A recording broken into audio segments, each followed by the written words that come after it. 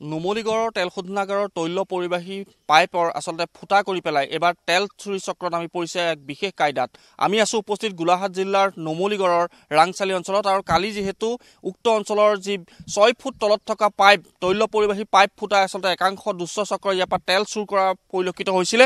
পৰিৱেশটো কেমেৰাপাৰ্চন জয়ন্ত ফুকনে দেখিব। মই কৈছোঁ প্ৰায় 6 ফুট তলত থকা এই যি তৈল পৰিবাহী পাইপ আছে, এই পৰিবাহী পাইপ আচলতে তেওঁলোকে ফুটাই পেলাই ইয়াৰ পৰা তেল চুৰ কৰা বিষয়টো স্পষ্ট হৈছে। তাৰ পিছতে আচলতে বিভাগীয় কৰ্তৃপক্ষ বা এনআইএলৰ কৰ্তৃপক্ষ আহি পেলাই গোটেই বিষয়টো তদাৰক কৰে। তাৰ পিছত এই ধৰণৰ আজি যিহেতু পুৱাৰ ভাগত আমি দেখিছোঁ সকলোৱে আচলতে এই যি ফুটাটো আচলতে মাৰিবলৈ চেষ্টা কৰিছে।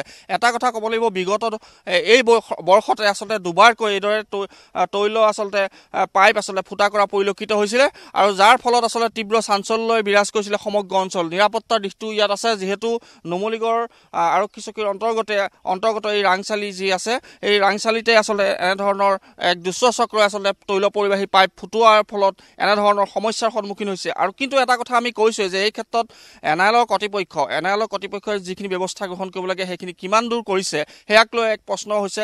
কাৰণ এইবাৰৰ সৈতে আচলতে আমি যদি চাওঁ, পূৰ্বতে আচলতে 3বাৰকৈ এনেধৰণৰ পাইপ ফুটা কৰাৰ নজিৰ আছে আৰু তাৰ পিছত কি কৰে বিভাগীয় কৰ্তৃপক্ষ তথা আৰক্ষী প্ৰশাসনে কি কৰে, কি চকু দিয়ে, আচলতে কেনেধৰণে কাণ সাৰ কৰে সেয়া কিন্তু এক বিচাৰ্যৰ বিষয়। আৰু যিহেতু আমি এটা কথা কৈছোঁ, পূৰ্বতেও গোলাঘাট জিলাৰ যিহেতু নুমলীগড়স্থিত কেইবাখনো অঞ্চলত এইদৰে এটা বৃহৎ তেল চুৰি চক্ৰ নামি পৰে আৰু যাৰ ফলত সাধাৰণ লোকসকলৰ যথেষ্ট ক্ষতিসাধন কৰে। আমি যদি কওঁ, পূৰ্বতে খুমটাই অঞ্চলৰ কেইবাটাও বিস্তীৰ্ণ অঞ্চলত আচলতে তেল চুৰ কৰাৰ ফলত কৃষিভূমিকে ধৰি কেইবাটাও বৃহৎ অঞ্চল আচলতে ক্ষতি সাধন হৈছিলে, যাৰ ফলত 2022 চনত আচলতে খুমটাই বগৈয়নীত এটা বৃহৎ এলেকাত কিন্তু কৃষি কৰিব নোৱাৰা হৈছিলে কৃষকসকলে, যাৰ ফলত তেওঁলোকে প্ৰতিবাদো কৰিব লগা হৈছিলে। আৰু এটা কথা ক'ব লাগিব, এই সন্দৰ্ভত যিহেতু আৰক্ষী বা এনআইএলৰ বিভাগীয় কৰ্তৃপক্ষ এই বিষয়ে দৃষ্টিগোচৰ হয়, তাৰপিছত কি ব্যৱস্থা গ্ৰহণ কৰে সেয়াও কিন্তু লক্ষণীয়। কাৰণ পূৰ্বতো এনেধৰণৰ ধাৰাবাহিকতা তেল চুৰি চক্ৰ এটাই যি তেওঁলোকৰ প্লেন সফল হৈছে বুলিয়ে ক'ব লাগিব। তেওঁলোকে পূৰ্বতে এইদৰে চুৰ কৰে, তাৰপিছত কি হয় দৃষ্টিগোচৰ বিভাগীয় কৰ্তৃপক্ষক কৰোৱা হয় সংবাদ মাধ্যমে। তাৰপিছত কিন্তু আমি এটা কথাই ক'ব লাগিব যে খুমটাই বিভিন্ন অঞ্চলতো আমি দেখিছিলোঁ 2022 চনত ইয়াৰ প্ৰতিবাদ হৈছিলে। কাৰণ এটা তেল চুৰি চক্ৰই যেতিয়া তেল চুৰ কৰে, সেই তেল পৰি পেলাই আচলতে বৃহৎ কৃষিভূমি আচলতে নষ্ট হৈছিল, যাৰ ফলত কৃষকসকলে খেতি কৰিব নোৱাৰা হৈছিল।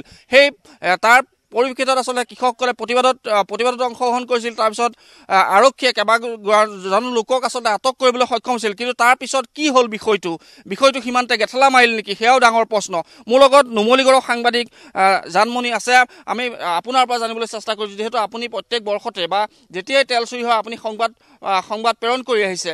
আচলতে কেনেধৰণৰ নেক্সাছ, নুমলীগড় কৰ্তৃপক্ষই ইয়াৰ বিষয়ে কি কয় বা আপোনালোকক এই বিষয়ে জানিবলৈ দিয়ে নে নিদিয়ে? নুমলীগড় কৰ্তৃপক্ষই এই বিষয়লৈ কোনো জানিবলৈ নিদিয়ে আমাক।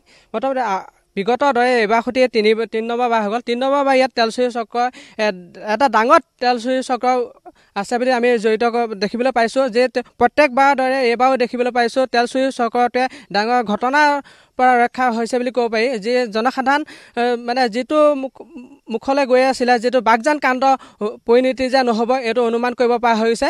যে যিটো চক্ৰই এতিয়া 3বাৰকৈ ধৰি নুমলীগড়ৰ পৰা শিলিগুৰি যোৱা যিটো পাইপলাইনত তেল চুৰি চক্ৰই যিটো হেৰি কৰিছে, ভেপ লগাই যিটো তেল চুৰি কৰা দেখিবলৈ পৰিলক্ষিত হৈছে। এই ক্ষেত্ৰত জিলা প্ৰশাসন, নুমলীগড় আৰক্ষী চকী কোনো ধৰণৰ ইয়াত নিমাত বুলি ক'ব লাগিব। এই ক্ষেত্ৰত যিহেতু যেতিয়া তেল চুৰি চক্ৰ বা তেল যেতিয়া চুৰ হৈছিলে ঘটনাটো পোহৰলৈ আছিল, তাৰপিছত আৰক্ষীৰ লোক, জিলা প্ৰশাসনৰ লোক কোনোবা ইয়াত উপস্থিত হৈছিল নাই? হয়, জিলা প্ৰশাসনৰ লোক কোনো এতিয়ালৈকে উপস্থিত হোৱা দেখা নাই। সাধাৰণতে নুমলীগড় আৰক্ষী চকী কেইজনমান বিষয়ববীয়া আহিয়ে ইয়াত তদন্ত কৰা দেখিবলৈ পৰিলক্ষিত হৈছে। কোনো গোলাঘাট জিলা প্ৰশাসনৰ আৰক্ষী অধীক্ষক ডাঙৰে ইয়াত অহা পৰিলক্ষিত হৈছে। এনআইএল কৰ্তৃপক্ষকো দেখা নাই আমি এই মুহূৰ্তত। সাধাৰণ কেইজনমান কৰ্মচাৰী লৈ ইয়াত যিটো কাম ৰিপেয়াৰিং কৰি থকা পৰিলক্ষিত হৈছে। নিশ্চিতভাৱে আমি পৰিৱেশটো পুনৰবাৰ দেখুৱাইছোঁ, যিহেতু আমি কৈছোঁ ৰাংচালি বাগান আৰু এই বাগিচাখনৰ মাজত যিটো তেল পৰিবাহী পাইপ, আচলতে এই পাইপ ফুটাৰ ফলতে আচলতে এই বৃহত্তৰ অঞ্চলটোলৈ যথেষ্ট ভাবুকি আহিব পাৰে। কাৰণ যিহেতু তেল পৰিবাহী পাইপ এডাল যেতিয়া ফুটা কৰি দিয়া হয় তাৰপিছত কেনেকুৱা বিপদ হ'ব পাৰে সেয়া সকলোৱে অনুমেয় কিন্তু আমি কৈছোৱে যে এই ক্ষেত্ৰত NIL কৰ্তৃপক্ষ যিখিনি ব্যৱস্থা গ্ৰহণ কৰিব লাগে সেয়া কৰিছে নাই কাৰণ পূৰ্বতেও তিনিবাৰকৈ যেহেতু এই অঞ্চলৰ পায় এই উক্ত স্থানৰ পৰা আচলতে তিনিবাৰকৈ তেল চুৰ হৈছে তাৰ পিছত কি কৰি আছে জিলা প্ৰশাসন ক'ত জিলা প্ৰশাসনে এই বিষয়ত কিবা তদাৰক কৰিছে নাই আৰু মই কৈছোৱে যে তেল চুৰ কেৱল পাইপতেই নকৰে যেহেতু পৰিবাহী যি মালবাহী ট্ৰেইন যায় তাৰ পৰা আচলতে তেল চুৰ কৰে বুলি আমি পোহৰলৈ আহিছে যেহেতু 2022 চনত মই কৈছোৱে যে 2022 চনত খুমটাইত এটা বৃহৎ তেল চুৰি চক্ৰক উৎখাত কৰিবলৈ সক্ষম হৈছিল সেই সময়ত খুমটা আৰক্ষীয়ে আৰু তাৰ পিছত কিন্তু কি হ'ল বিষয়টো আচলতে তেওঁলোক যি কেইজন আচলতে লোকে সেই তেল চুৰত নামি পৰিছিল সেই কেইজন লোকৰ কোনো কেনেধৰণৰ ব্যৱস্থা গ্ৰহণ কৰিল সেয়া কিন্তু আমি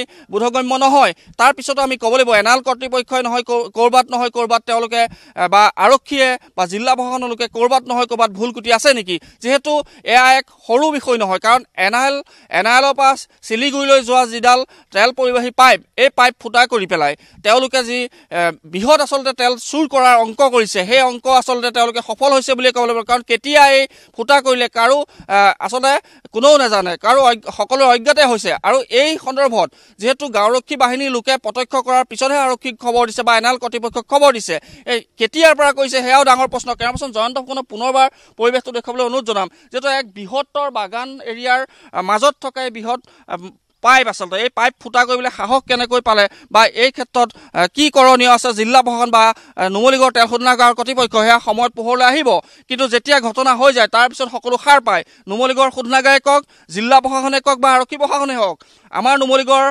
সংবাদদাতাগৰাকীয়ে জানিবলৈ দিয়া অনুসৰি এতিয়ালৈকে কিন্তু গোলাঘাটৰ জিলা প্ৰশাসনৰ লোক কোনো উপস্থিত হোৱা নাই বুলি তেওঁলোকে কৈছে নিশা যদিও আহিছে তেওঁ বোধগম্য নহয় তেওঁ এটা কথা আমি ক'ব লাগিব যে নুমলীগড় তেল শোধনাগাৰৰ যি তেল পৰিবাহী পাইপ ফুটা কৰি এক বৃহৎ তেল চুৰি চক্ৰ ইয়াত মুধা লোকো জড়িত থকাৰ সন্দেহ কৈছে একাংশই এয়া সৰু কথা নহয় যেহেতু এই পাইপডালৰ পৰা আচলতে শিলিগুৰিলৈ আচলতে যায় বৃহৎ আচলতে তেল যায় সেই তেল আচলতে কেনেকৈ ক'ত আৰু যদি ক'ৰবাতো তেনেকৈ চুৰ কৰিছে বা এই যিটো নেক্সাছ আচলতে এই নেক্সাছটোত কোন লোক জড়িত হৈছে পোহৰলৈ আহিব কিন্তু গোটেই কথাখিনিৰ ক্ষেত্ৰত নুমলীগড় তেল শোধনাগাৰ কৰ্তৃপক্ষ গোলাঘাট জিলা প্ৰশাসন আৰক্ষী প্ৰশাসন সকলো সষ্ট হ'ব লাগিব নহ'লে কিন্তু এনেধৰণে তেল চুৰ হৈ থাকিলে নুমলীগড় তেল শোধনাগাৰৰ যি ৰাজহ বা এই ধৰণে যদি হৈ থাকে বা নুমলীগড় তেল শোধনাগাৰৰ কোনোবা লোক জড়িত থাকিব পাৰে নেকি এনেকুৱাও প্ৰশ্ন হয় বিভিন্ন সময়ত এনেকুৱা প্ৰশ্ন হয় কাৰণ কেনেকৈ সম্ভৱ হয় যিহেতু গোটেই কটকটীয়া নিৰাপত্তা বেষ্টনীৰ মাজত থকা এনে ধৰণৰ ঘটনা হোৱাটো কিন্তু অতি লাজৰ আৰু পৰিতাপৰ কথা